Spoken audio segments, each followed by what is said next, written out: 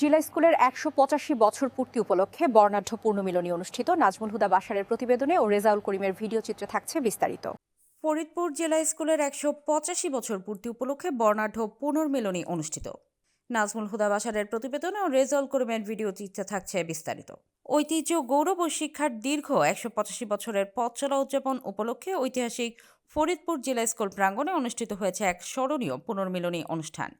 এ আয়োজনে স্কুলের বিভিন্ন সময়ের প্রাক্তন শিক্ষার্থীদের পাশাপাশি বিশেষভাবে অংশগ্রহণ করেন ১৯৯৩ সালের এসএসসি ব্যাচের সাবেক শিক্ষার্থীরা। অনুষ্ঠানের সূচনা হয় পবিত্র কোরআন তেলাওয়াতের মাধ্যমে। এরপর জাতীয় সঙ্গীত পরিবেশন, জাতীয় পতাকা উত্তোলন, বেলুন ও শান্তির প্রতীক পায়রা উড়িয়ে আনুষ্ঠানিক কার্যক্রম শুরু করা হয়। পরে একটি বর্ণাঢ্য শোভাযাত্রা শহরের গুরুত্বপূর্ণ সড়ক প্রদক্ষিণ করে, যা সাধারণ মানুষের মাঝেও উৎসবের আবহ ছড়িয়ে দেয়। অনুষ্ঠানের সার্বিক ব্যবস্থাপনায় উৎসব কমিটির আহ্বায়কের দায়িত্ব পালন করেন ডাক্তার মোস্তাফিজুর রহমান শামীম। প্রধান অতিথি হিসেবে উপস্থিত ছিলেন ফরিদপুরের জেলা প্রশাসক মোহাম্মদ কামরুল হাসান মোল্লা। বিশেষ অতিথি হিসেবে বক্তব্য রাখেন পুলিশ সুপার মোহাম্মদ নজরুল ইসলাম পিপিএন এবং ফরিদপুর জেলা স্কুলের প্রধান শিক্ষক প্রীতিলতা সরকার। অনুষ্ঠানের সদস্য সচিবের দায়িত্ব পালন করেন ওয়াহিদ মিয়াকুটি। প্রায় ৩ দশক পর সহপাঠীদের সঙ্গে পুনরায় একত্রিত হয়ে আবেগাপ্লুত হয়ে পড়েন ৯৩ ব্যাচের শিক্ষার্থীরা।